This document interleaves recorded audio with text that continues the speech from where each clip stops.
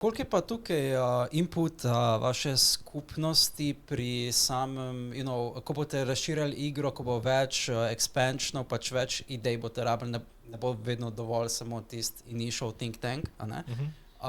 Ste mogoče v preteklosti že kaj uporabljali vidike skupnosti, kako bi določeno razširitev mogoče peljali, ali pa mogoče samo mini frakcije določene razširitve, kako bi določene elemente mogoče izpeljali, ne vem, design, čist visual, ali pa mogoče gameplay component? Čiska pride do vizualnih pa lore zadev, jih mi sami v bistvu predvsem naredimo, zato ker imamo ta setting že kar precej razdelan, se pravi z drugimi besedami, veliko manj je releasinga, kakor imamo mi enega backloga. Pač leta spredi smo. Ja. Potem, kar vemo, kaj ve povprečen konzumer. Ja, mislim, kar se pa pol zdaj tiče samega gameplaya, pa to pa pač skozi sprejemamo feedback in tako naprej, kaj folku všeč, kaj mogoče ni, da malo vemo, kako naprej v bistvu tunati zadeve. Ampak načeloma skoraj vsaka stvar, ki jo delamo, dost iger se tega v bistvu, mislim, tako, no, v dostih igrah je lore pa gameplay sta dve različni stvari, je ful pomembno, da se te dve stvari ujemata, no, in pač res probamo narediti tako, da je reprezentativno. Se morajo, pač mehanika se mora za tem. Samo mogoče bi jaz le dodala, da pač naš community je naš podaljšek naše roke. Pač mi ga ful ne dojemamo, se mi zdi tako, ok, to so oni, mi smo pa mi.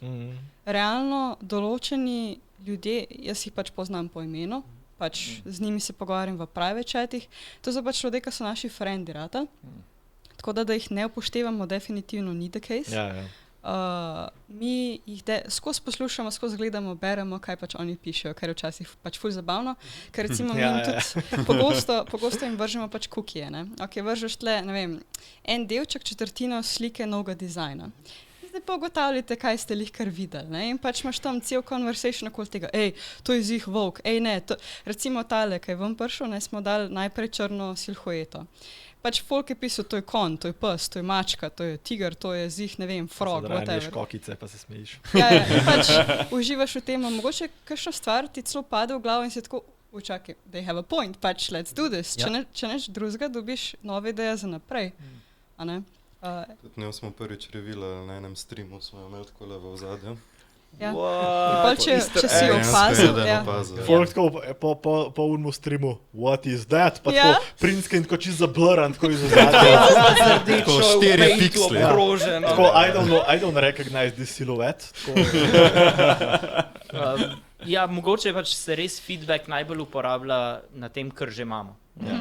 Se pravi, to, kar je že zunaj, da ti povejo to, da lahko stvari, ki so že izdane, popravljaš. Zato, ker to je živeča igra. To ni fiksno, to ni Katan. Smo izdali pravila in zdaj to je to, dokler ne naredimo nove edicije, če smo ful uspešni. To je treba pač sproti updatati, popravljati. In tle pač community feedback najbolj pomaga.